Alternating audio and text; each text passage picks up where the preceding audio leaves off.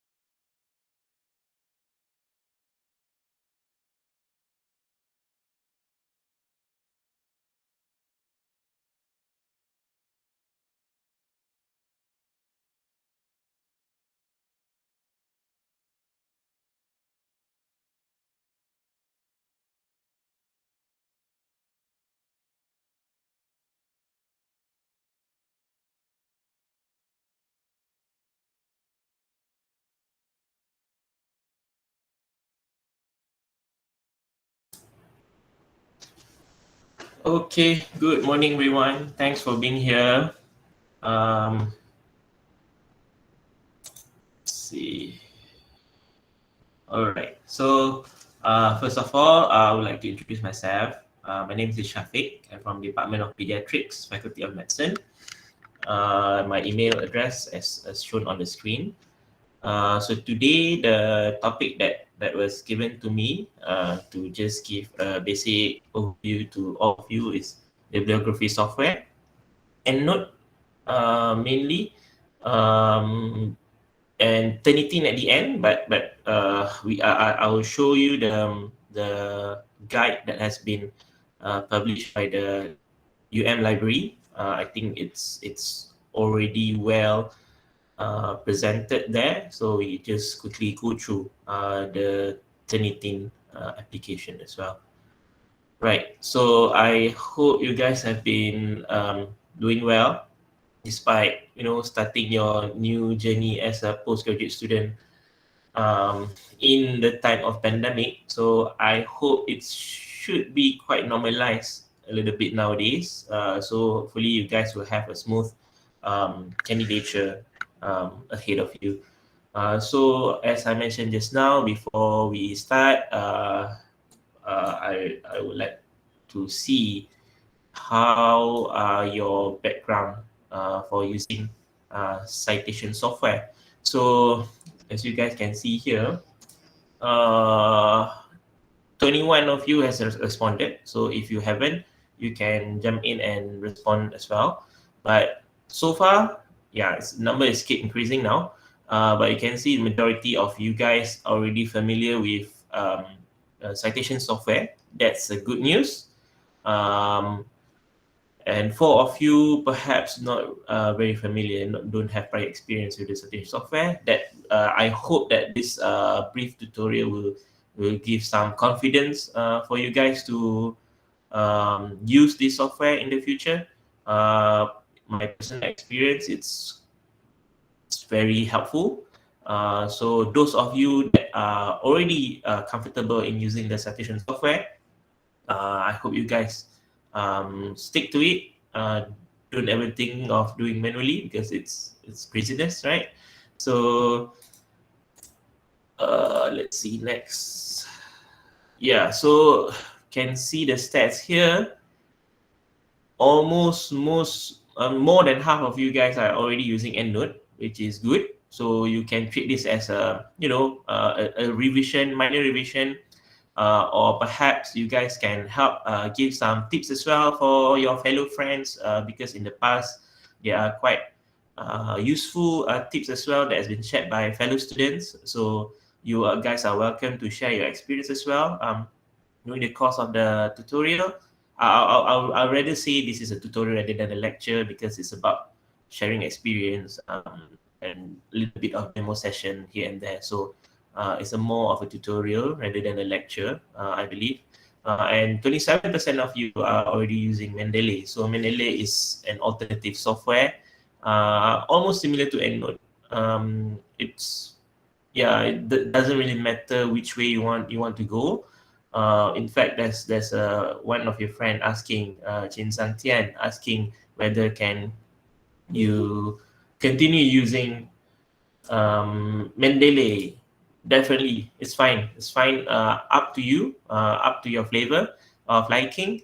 Just that I would like to highlight again that EndNote is officially supported by University of Malaya because Library has and through basically has purchased the license for EndNote, so you guys can use it for free. So it's up to you whether you want to use EndNote, Mendeley. It's all good software in my opinion. Just that if you're using EndNote, perhaps you may get a support from our library as well. So that's the benefit of using EndNote for you guys. Okay, so others, there are also a few of you using different type of software, citation software. It's fine. Perhaps it could be Zotero or other kinds of software as well. Perfectly fine. So for those of you who would want to venture into EndNote, yeah, so you can see whether EndNote is suitable for you. All right. So that's about it for the survey. All right, so just a little bit of sharing session for my prior thesis experience. So before this, my first ever thesis, I did it in back in 2009, 10, 11, 12, 2012. So while I was doing my honors degree, so honors year. So in fact, honors year. So it's similar to a master's degree, but crammed into a 1 year time frame. So you would have to do like a full 1 year of research, not nothing else. Basically, like no, not it's not like a final year project. It's like whole 1 year of research. So that's what we call honors year back in Australia. So I did it in University of Melbourne, and I was attached at the Murdoch Children Research Institute under the Department of Pediatrics. So during that time, I was not introduced to the lovely features of Endnote. So at that time, I did all my citation manually. So although it's just not so thick thesis, it involves around 100 citations only. For your case, it will be a lot more than this, right? So just for these 100 citations, I needed weeks to complete, just because you have to sometimes you have to shift your paragraph. Shifting paragraph means need to redo some citation, especially if you do numbered format. So it's all like basically a heavy task if you want to do it manually and you want to edit it later. So but unfortunately, that was what I did last time. um, Weeks to complete. And then my latest thesis experience was just around 3-4 years ago. So I did my PhD here in University Malaya. So basically, I'm just like slightly of your senior, right? So that's why I want to treat this as a sharing session rather than a lecture, right? So uh, for my PhD thesis, I use close to 600 citations, more than 500 citations, and I set same like you guys doing right now, going through the research methodology course, and I was introduced to the lovely features of Endnote. So I was using Endnote for my PhD thesis. So virtually no dedicated time spent for referencing at all. It's just sort of like you don't have to think about the citation too much because it's just automated in the background. So that's just my experience. If I can go back time, of course I'm gonna use citation software. No chance at all to do it manually because it's just a whole lot of work involved. Right. So the learning objective for today is basically to know the basics of Endnote. Under that heading, we're gonna learn how to create the libraries, the groups. We can see how to add the reference later, be it from the search engines or database like PubMed and so on. So we will learn how to import that into Endnote, and then we're gonna see how we're gonna search, sort local references as well as if you have, if you want to, edit your references, you can as well. So we can see how to do that later on. And then just to highlight the most prominent feature for the Endnote, which is cite while you write. So for those of you who are using Microsoft Word as your word processor software, this is the most important feature that you would use and you would love, because it will do all the citation automatically for you, and then output the reference list at the end of your document. So you can also just with one click, you can change to several type of citation that you are required to do. So along your journey, you would have to produce your thesis. You would also have to produce your research articles that you have to publish. So those two may not use the same citation style. For the purpose of your thesis, you're going to use APA style, but for the research articles, it will depend heavily on the journals that you are submitting to. They may use different type of citation style. So you don't have to crack your mind to redo your citation just with one click. You can change to your desired citation style. All right. So at the end, we're gonna go through the basics of Turnitin, just the basic interpretation of the report. So as I mentioned, the guide has been altered by the library beautifully. So we're just gonna go through that just quickly.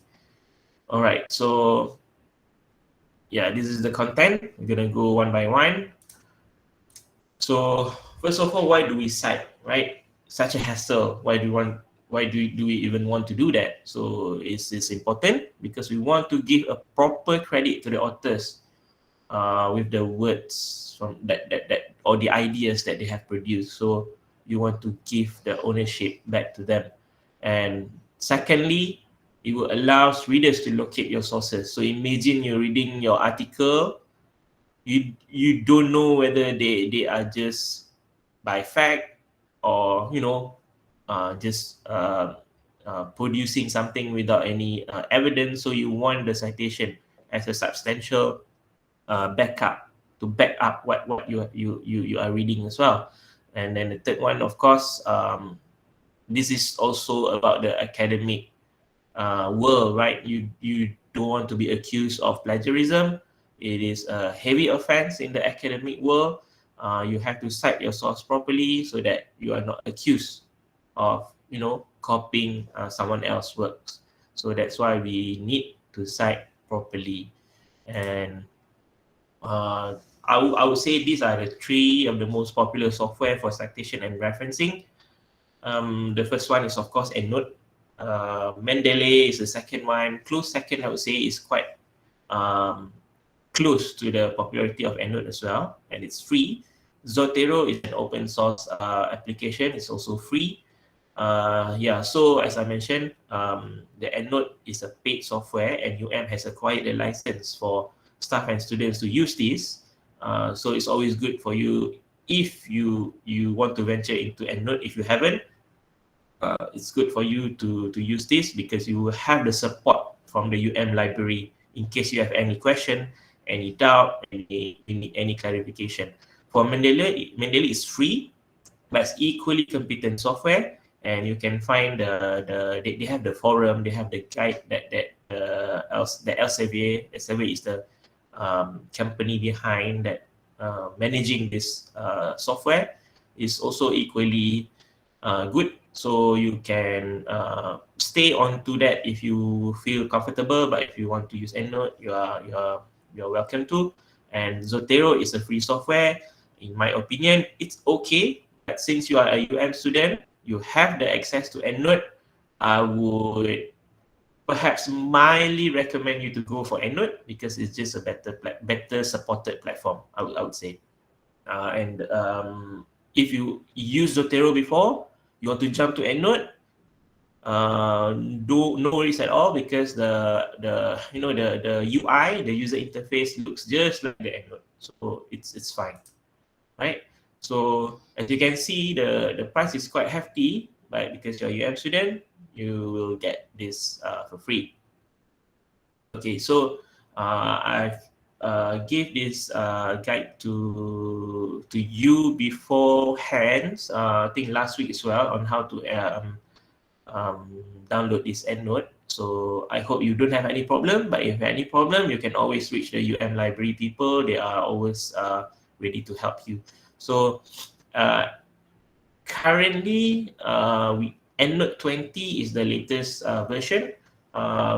Be it on Mac or Windows. So this one, X9 is actually the previous one. So actually now they just updated the Mac one to Endnote 20. So you have equivalent version on Windows and Mac as of right now, right? So you can use both depending on your platform of choice.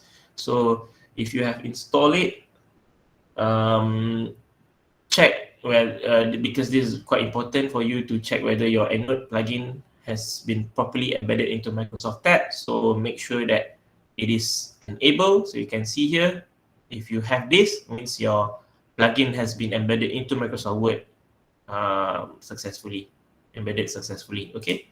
If you can't see the tab, you can try to enable it using the steps on the screen. Okay, so now um, we start with the first uh, lesson, I would say, creating a library. So what you want to do is you go to Endnote, right? So this is already my library. So if you want to create a new one from scratch, so you just file, new, and then you create a new one. Okay, you can create a new library. So let's say research methodology course. Okay, just save. All right. So it will start to generate a new window, and this is your new fresh library. Okay. So once you have this fresh library, you can start adding your reference. Okay, so right. Okay, so just to highlight again that whenever you create a new library, there will be a corresponding folder called .data. So let's say you rename just now as RMC uh, as your Endnote library name. Make sure to locate the rmc.data folder as well. Just now was rmc.enl, now rmc.data, because this is a folder that will contain all your, your um, basically it's your database, right? So your library that will contain PDF, for example, all will be stored here. So whenever you copy, move, you want to change your laptop, for example, make sure you copy both enl and .data as folder as well. So it must come up together. If not, there will be like error in your new devices. Okay, so we did that, created a new library, and then you can try on your own, but it's quite easy enough to do, I believe. So yeah, so once you have create a new library, you will be greeted with this blank slate of a new database. Okay. All right. So I'm gonna put it at the corner here first. It's okay. All right. So um, you can add your references using three methods. First, of course, manually. You can type in manually whatever you want to do, but the easiest way is, of course, to import from other sources, be it from PubMed or the journal itself. And the third one is using Endnote Click. So this is Endnote plugin for web browser, but I think it's still relatively quite new. So I would recommend you to stick with either first or second one. And I always prefer the second one because it's quite automated experience, right?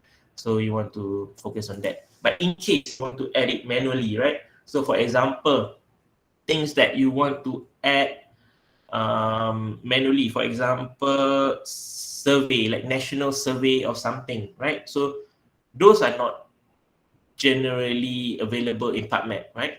Because those are national survey, national registry. So you want to add those kind of reference manually. So how you do that is um, you go to the reference, click new reference, and then you'll be greeted with a new window. Then you can add in the details manually, right? So as easy as that. And oh yeah, before I forgot, then make sure you scroll down at the end. It's a scrollable, so you don't have to put everything, but put as complete as possible. Then make sure to press save. If not, it's just all gonna be disappeared. Okay. All right. So you can try to do that on your own. All right, so just as the screenshot shows here, you type in, for example, the registry here. So I'm just gonna do some quick test, reference, new reference. Let's say we say it's a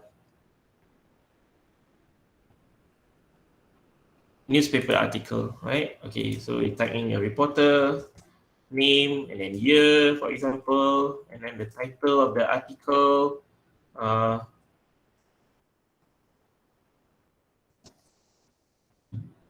newspaper, and you can put more data as required, and press save,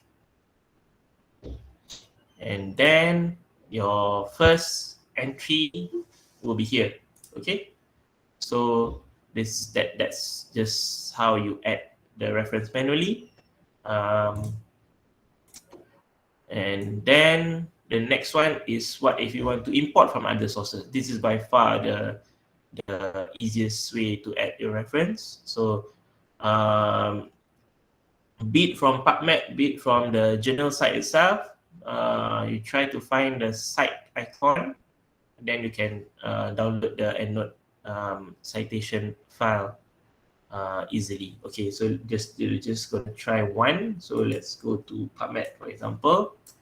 All right, so okay, just let's say you are looking for something about Pierre Robin sequence disease, for example. Okay, so okay, let's say you want to know about this one. You want to cite this one. So you just press the article, press cite, and then you can download this Endnote file.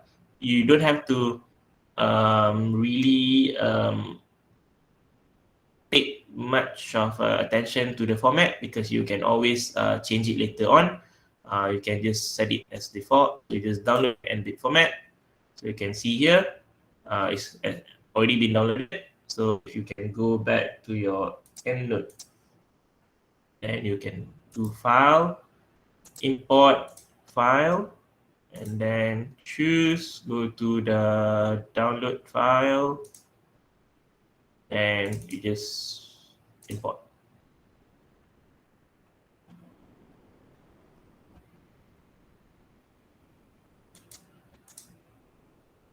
Okay, wait for a while.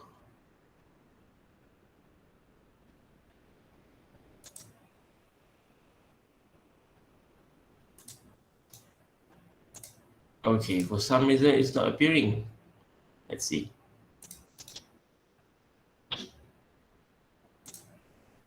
This is all references. Let's try that again. Go to my download folder.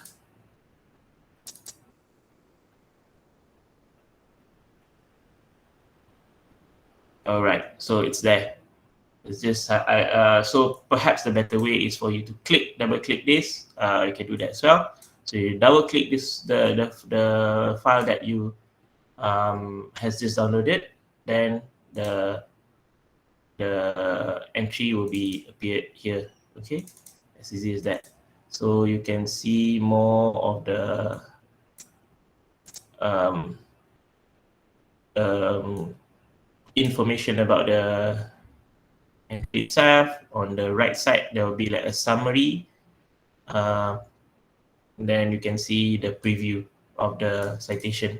Okay, so yep. So if for some reason you feel that it's not accurate for some reason, you need to edit. You can always edit it by pressing the edit tab here.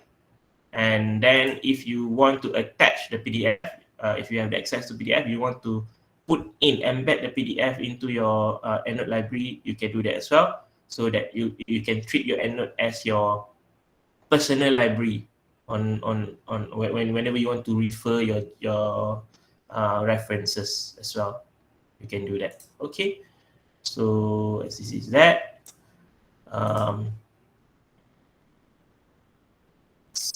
Okay, let's continue. So the next way is, for example, you don't have a specific way, a specific page. For example, you want to get your references. So this is also a good way for you to explore new article as well. So what I'll do is I'll go to the Endnote again. you can find it online within the Endnote itself.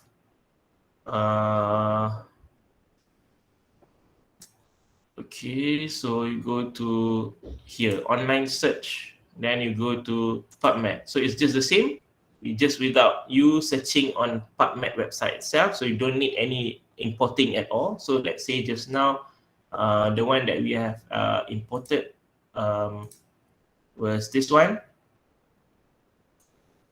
Okay, so let's say you want to get the same thing, but within the EndNote itself, you can do so as well. So just find the search the title again.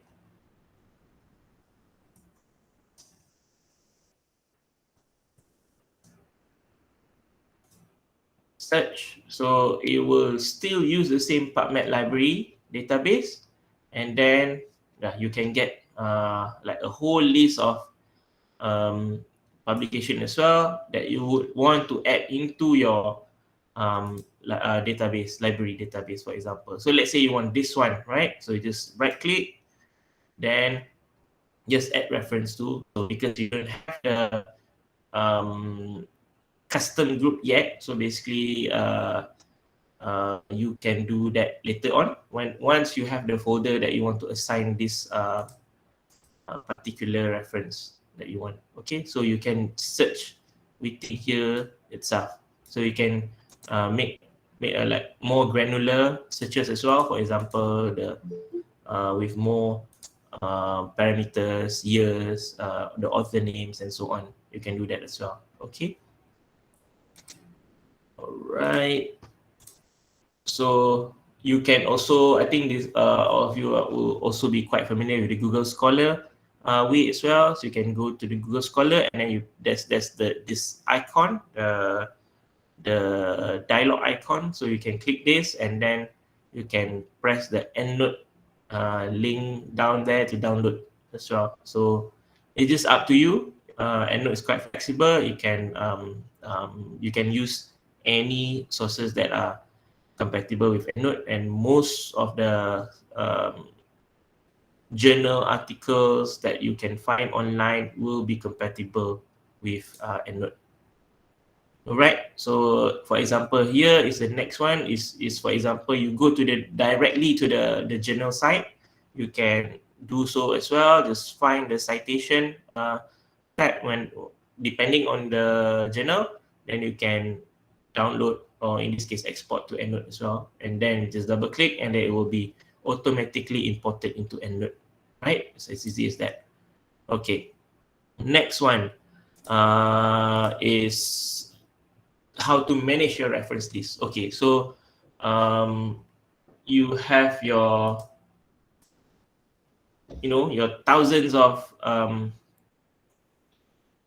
reference over the years of your study. You have thousands of this, and then now it's a time for you to clean up, right? So what you want to do is, for example, you can assign for example, this is up to your liking, right? For example, you want to say, okay, you want to categorize your citation list based on the chapter of your thesis. You can do so, or you can also categorize them into the topics that you would be interested to delve in, or a particular paper that you want to do at that moment. So you can all classify them into respective group. So how you can do that is okay, perhaps we go to the fresh one again. Okay, so you can create group. So let's say you say thesis, right? And then you can do a subgroup from here. This is a smart groups, different one. Okay, create from groups. Here, create group. So for example, you want to say based on chapter as well. Chapter 1, you can do so as well. So once you have the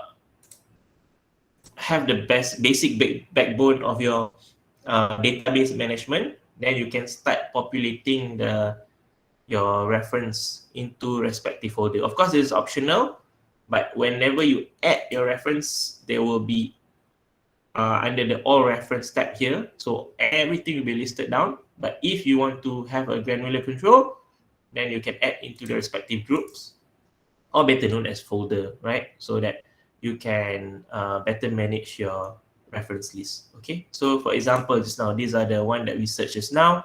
Let's say you want this one, you can add reference to, yeah, depending on types of folder that you want. So you want, say, put into, okay, this is, you think is the chapter one, then you go to chapter, add into chapter one, then it will be here under the folder of chapter one. Okay, this is that.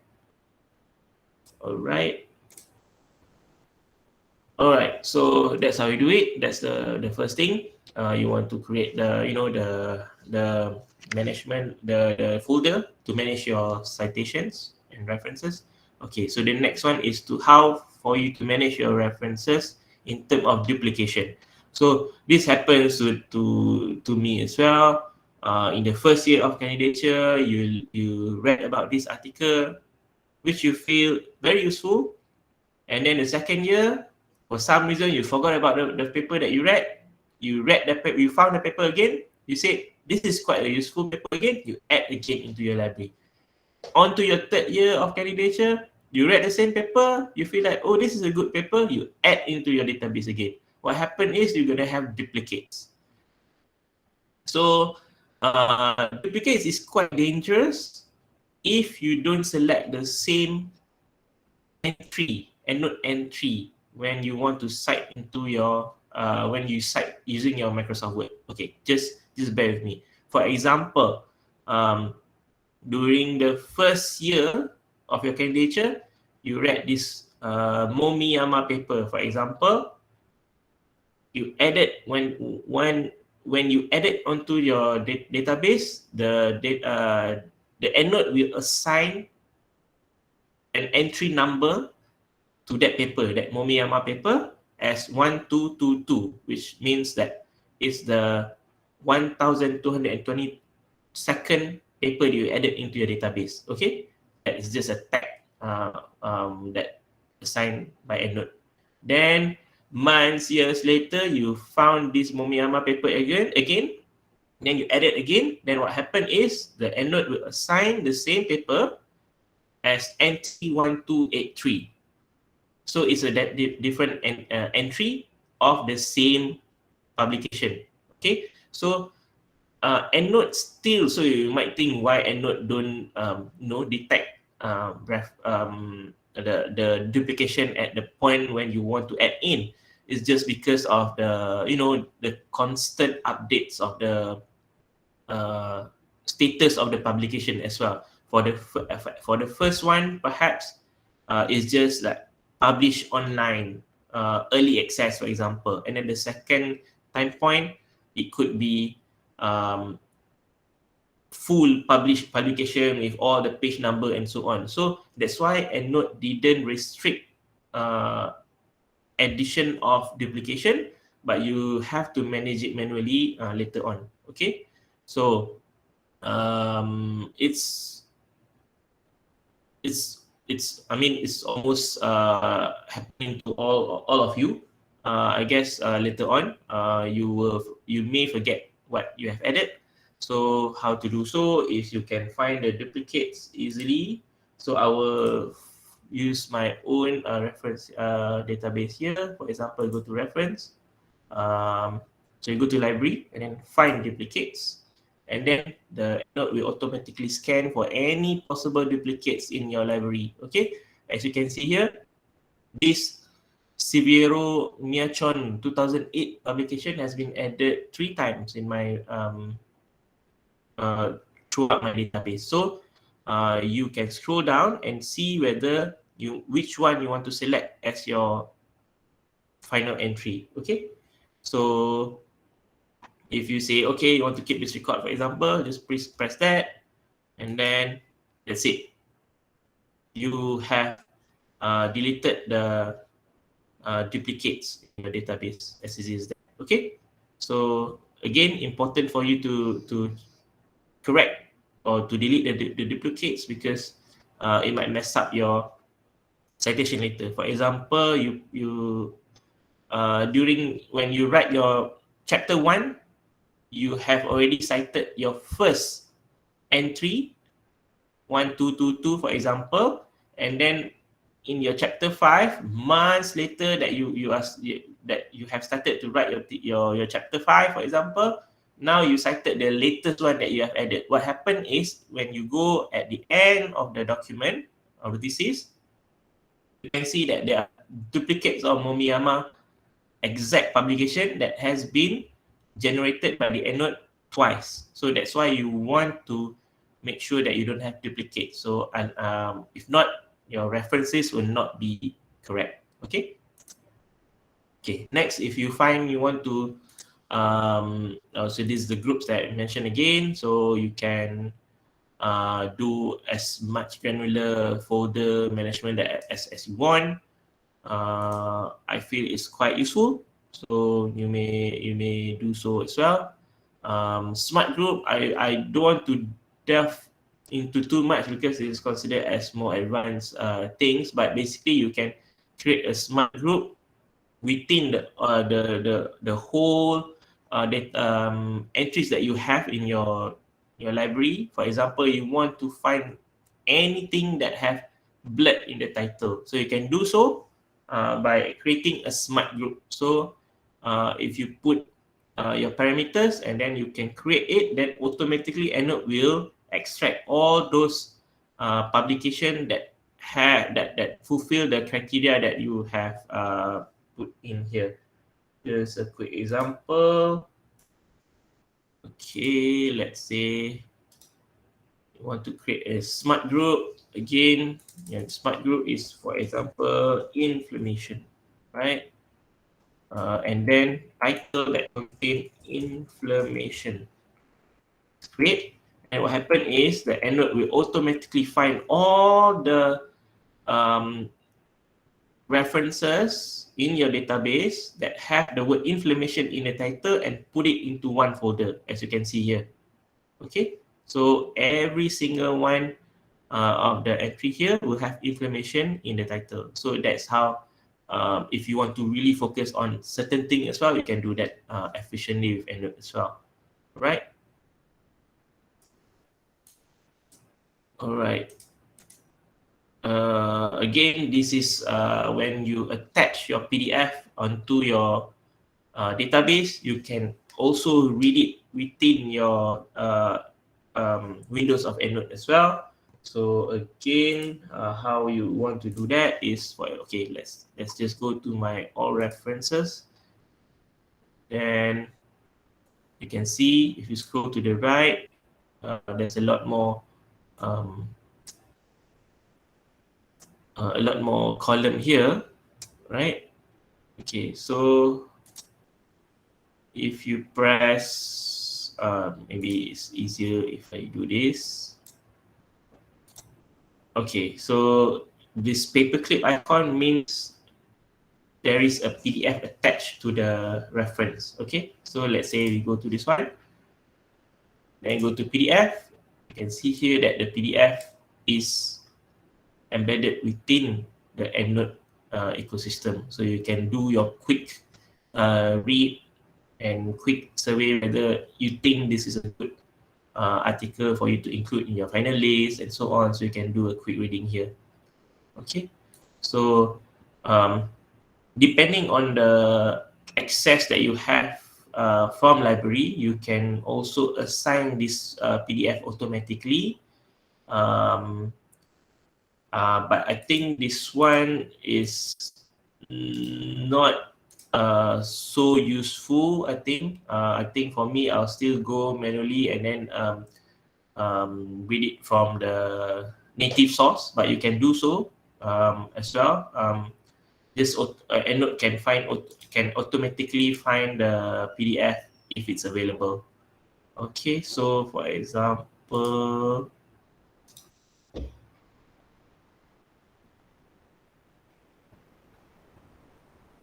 open.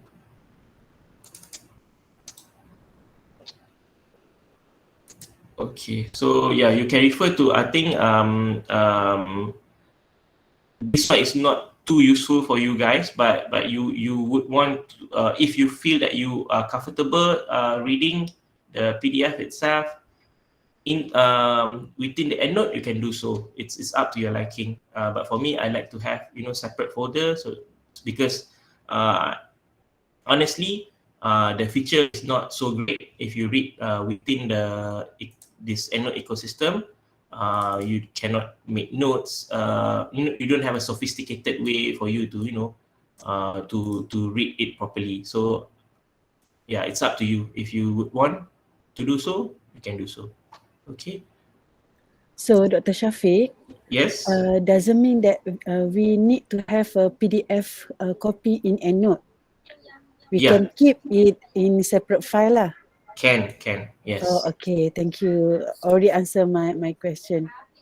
Because All this right. is keep in mind when I download all the article, some of article not come into a note. Yes. Correct. Mm-mm. Correct. So that's why Okay, it thank you. depends on the access of the library. If the library have the access, then you likely to have the PDF within the entry itself. But not all will have this, so I will still stick to my own way of finding it manually outside and not to read the full PDF. Okay. Thank you for the question. All right. So yeah, I'll just glance through the question as well. Different. Is there any much different between X9 and X20? Not so much. It's just a minor interface update for me. So X9, X20, I think the loading time is slightly faster in X20. So when you search for entry within the Endnote itself, is slightly faster. That's what I feel so far. It's slightly faster, but it's not like groundbreakingly different. It's almost the same. Okay. All right. Then this is by far, I think, the most useful feature of Endnote, which is cite while you write. So Endnote will work efficiently together with Microsoft Word for you to do the citation automatically. Um, Unfortunately, for those of you who are using alternative word processing software, for example, Google, what's it called? Google, forgot the equivalent to Microsoft Word, but from Google, is it Google Pages or something like that? Yeah, so you can have this plugin because it's that Google software is applet, right? So it's an application in the cloud. So they don't have the plugin for Endnote as of now. Um, I believe, yeah. So if you already have your Microsoft Word, and you should be able to get access to Microsoft um, Office as well, because University of Malaya subscribe to Microsoft Word, I think Office Online, Office 365, so all students can download the Microsoft Word uh, onto your device as well. Okay, so you would be able to get it. Okay, so this is I think the easiest way is to grab Microsoft Word straight away. So this is just example um, of document, for example, that you are working with. So okay, again, to show here that this is just the document that I've been working on. You can see here the style of referencing is numbered format, right? Because it is what is required for the journal. So let's say you want to change this to APA6, which is the type of referencing style that is required for your thesis. You just click here and wait for a while, and then it will be automatically edited into APA6, just like that. So you don't have to crack your head on transferring, changing the style of referencing. Okay, so just by one click. That's the beauty of Endnote plugin within the Microsoft Word itself. Okay, so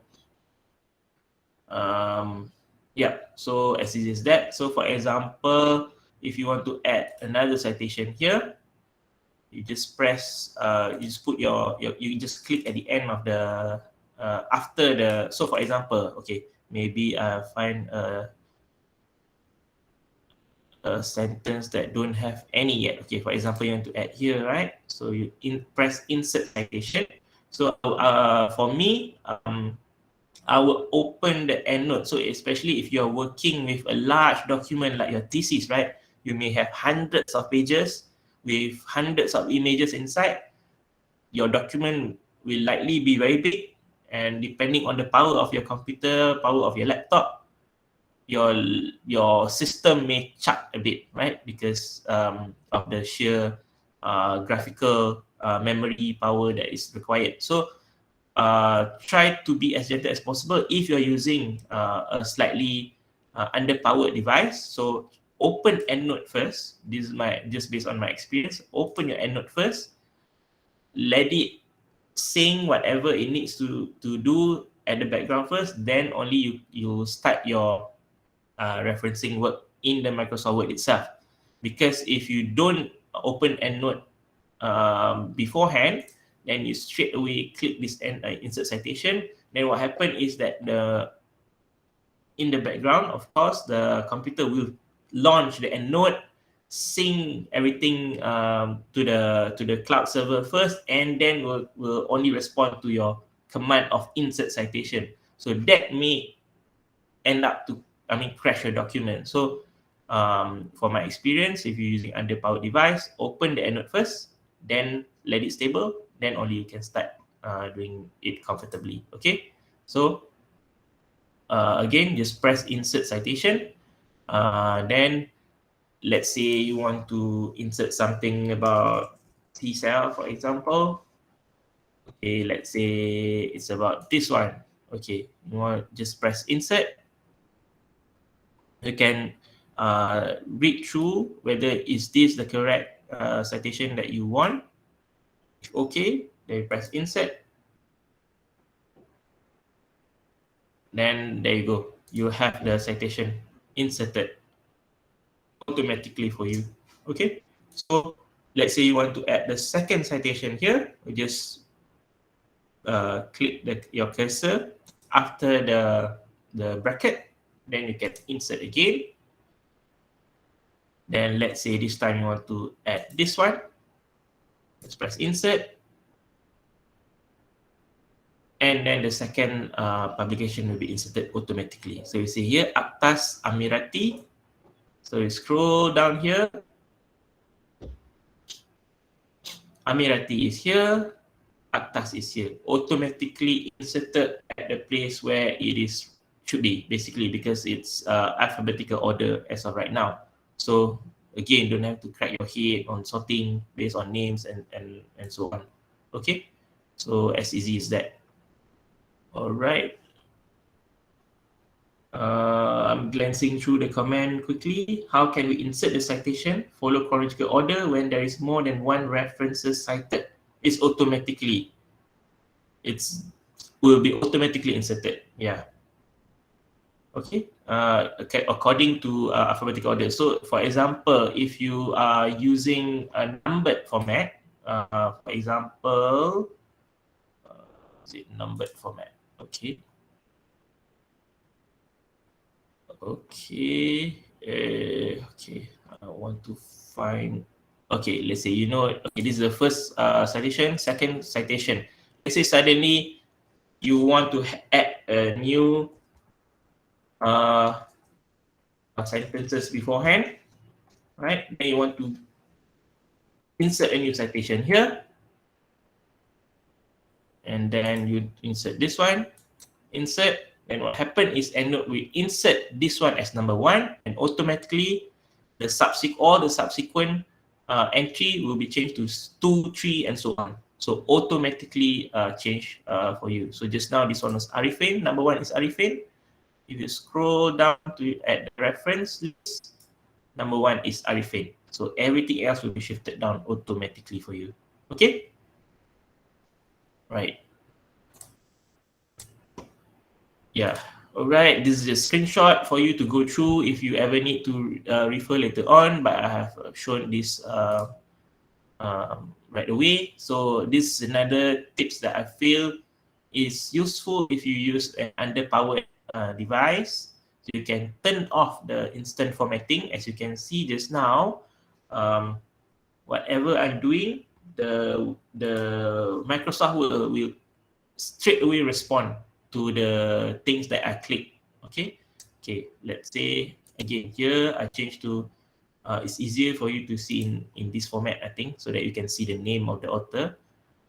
Okay, let it change for a while. Okay, you see here, okay, this one. Okay, you want to add another one here, for example, right? So before that, I'm gonna change this instant formatting to off. So what happened is, whenever I did any edit to this document, it will not be refresh and rehash automatically. So, okay, again, just to show you, I'm gonna put this one, orbit, for example, insert. What happened is, it will just create a syntax, but it will not automatically refresh anything yet. Okay, so it accumulate. Whenever you are done with your citation, I'm gonna add another one just to show. Then I'm gonna add this one, for example. Okay, so you see the syntax is here. So you can see that this is the entry number that I mentioned earlier about the duplication. So if you have duplicates, the same application but with the different entry number. So this is a trouble if you have a duplicates, so that later on the orbit entry, for example, will be duplicated in your references as well. So that's why you want to um, remove all the duplicates. Okay, so now that you are okay, you have done all your necessary edit. Now only you want to turn on this again. Then what happen is the Endnote will process your edit just now at one go, so you don't have to keep um, refreshing the document. Okay, so this is quite useful if you have a little bit of underpowered system. Okay, let me glance through again the question.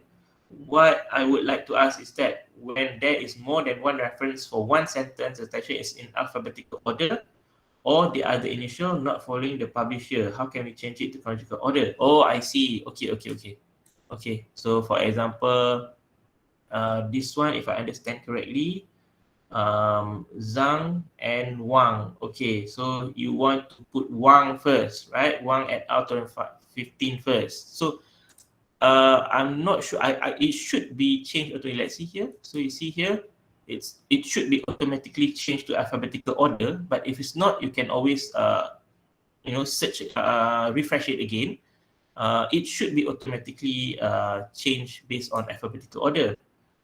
Um, yeah, so I'm not sure whether that is your experience. Is it? It's not changing to alphabetical order. I let you respond to that, but in my experience, it should be automatically formatted, right? Okay, so all right. So again, you can change the references, the type, the style of referencing. Um, you can select within the Microsoft Word itself, but for some reason, if you see that your preferred style is not listed here, you can always import it. So you press select another style, and then you scroll through this Endnote um, list of referencing style. And for some reason, if it's still not there, what you can do is you can go to this link, endnote.com, download styles, and then find your own the preferred styles if it's there. If not, for example, this is also based on my prior experience. You want to submit to a certain journal, they may have their own preferred way of citation. They would would likely to provide you the citation style file that is required. So you can download that and then embed it into your EndNote. Then it will appear in this list. Then you can add select it in the Microsoft Word itself. Okay. Let me glance through the document again. I'm not able to change it to chronological order. Maybe you change it manually, then keep the custom changes. See, I'm not too sure what. does it mean? Let's see. Okay, for change it manually, then keep the custom changes. Okay. Is it? Let me go to somewhere to site. Okay, this one. You mean this one is only one? Not quite useful. Hold on. Find a sentence with a few publication. Be discussion. Okay, here for example. Okay, so as of now, it looks like it's in alphabetical order, right? C, H, J, L. So you say, I try to change it manually, then keep the custom changes. I'm not too sure how to do that. Perhaps it's, yeah, so it just won't allow me to do so because of the formatting, I guess. So I'll try again.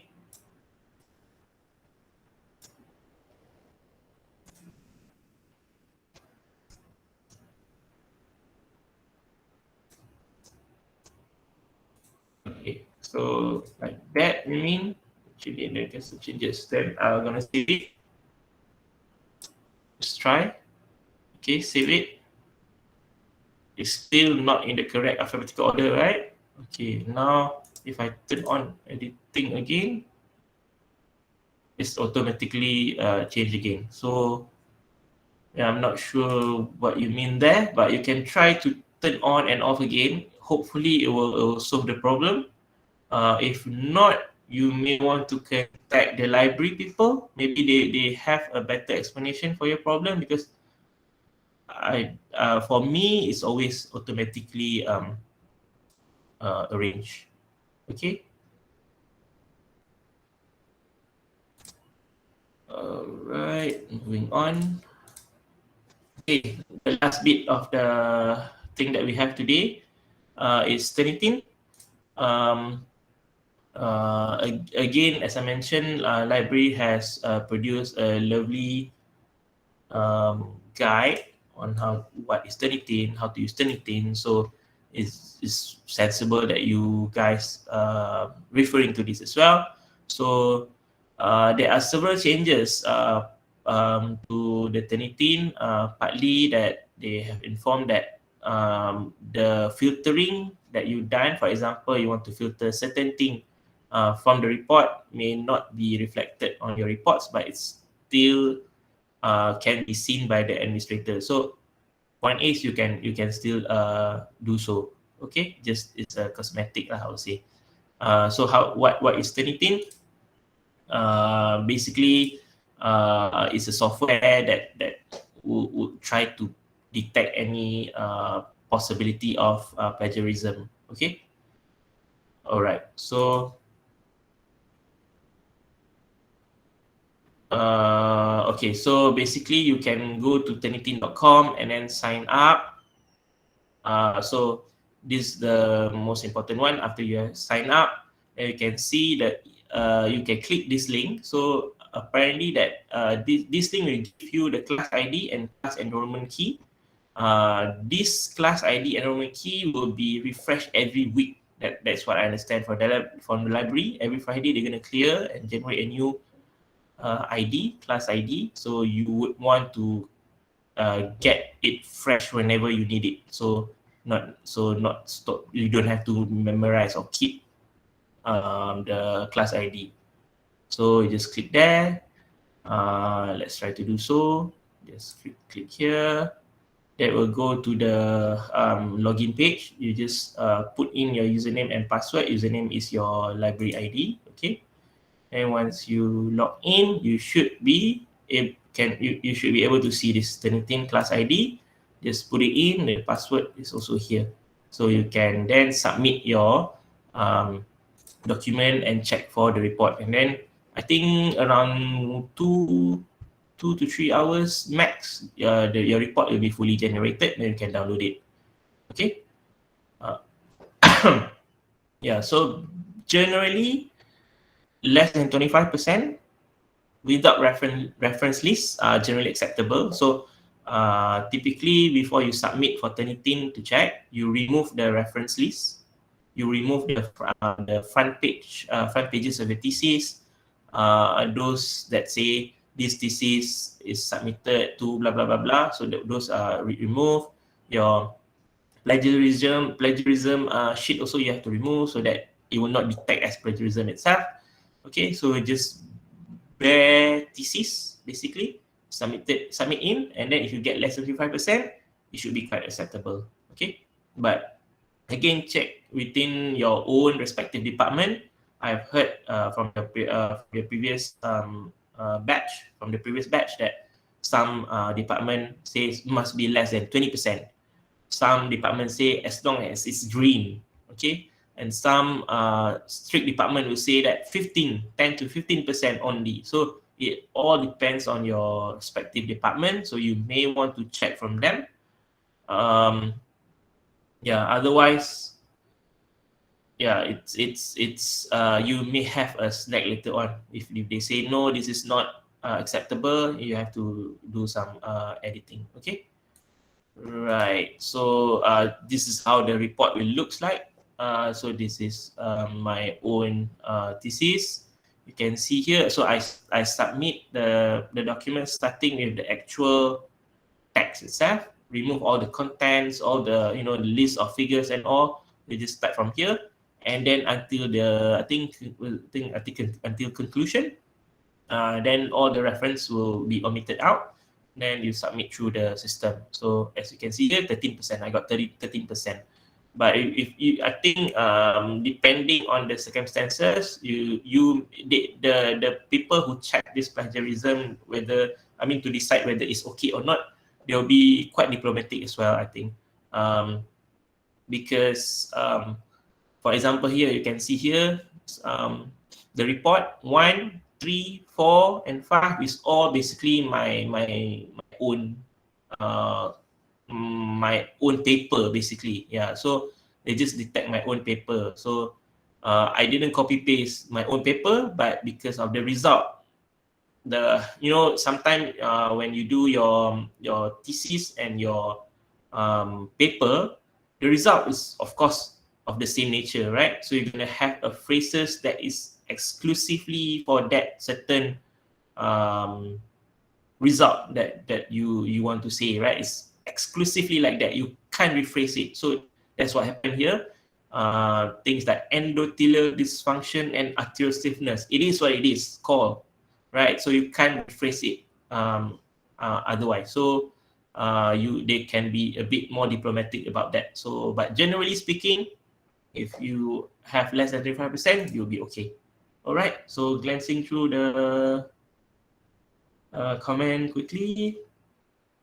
Are you using APA referencing style? The default selection sort order is by alphabetical order. Yes, correct. So if you use APA, then the default will be alphabetical order. So it should be automatically corrected by Endnote itself. And then this app is free. I think you're referring to Turnitin, Jang. If you're referring to Turnitin, yes, again has the student has the access for this Turnitin software as well. Just go to the libguides.um.edu.my for your full guides. Okay. Chin. So I had to ask clinical oncology. Yes, that's the best scenario for you. You ask your own department's cut off. They may have different cut off, but generally speaking, 25% is okay. Certain department may have a stricter cutoff point, cutoff score. So you may want to check with your respective department. All right. So any question?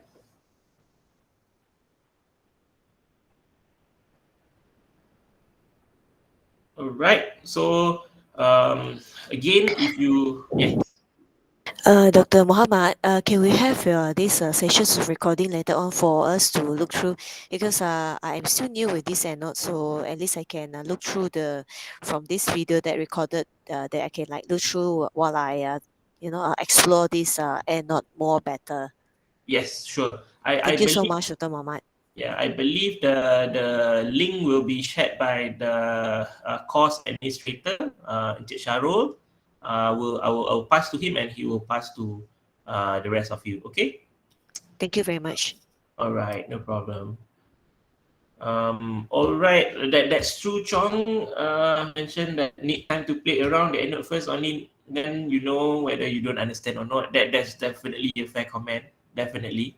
Um, you need to enjoy it first, then you know whether it's good for you or not. For those of you who are using Mendeley, no problem at all. You can continue doing your using your Mendeley. Um, there's no restriction as which software you need to use. It's just up to you, up to your preference. Yeah. So those of you who are new to the citation software, you may consider EndNote. Strongly consider EndNote because of the support that you have from the library, so that you can, yeah, you can uh, ask them if you, in case you have any problem. Of course, you see the QR code is here. If you want to ask me anything, you can do so as well. Yeah, certain department say Noriza said my department asked to use EndNote. Yeah, if it's a warrant by your department ask you to use EndNote, yeah, you can do so. But in my opinion, it doesn't really matter. It's just that perhaps the department itself also comfortable with EndNote, so they may be able to help you better as well. Okay. Yeah, that's agree. There's no way to detect whether you use EndNote or Mendeley. It's just a, a software before your final submission, and your final submission will likely to be in the PDF format, so it doesn't matter anyway, right? Yeah.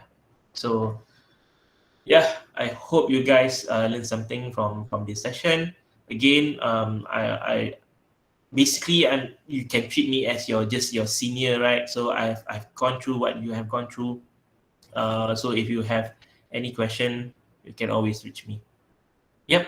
Okay. Thank you, everyone. If nothing else. All right. So I wish you guys all the best for your study. Make sure you enjoy what you are doing, if without without the the good feeling of doing whatever you want to do. You feel the burden, right? So make sure you enjoy doing what you want to do. All right. So all the best. Good luck, everyone.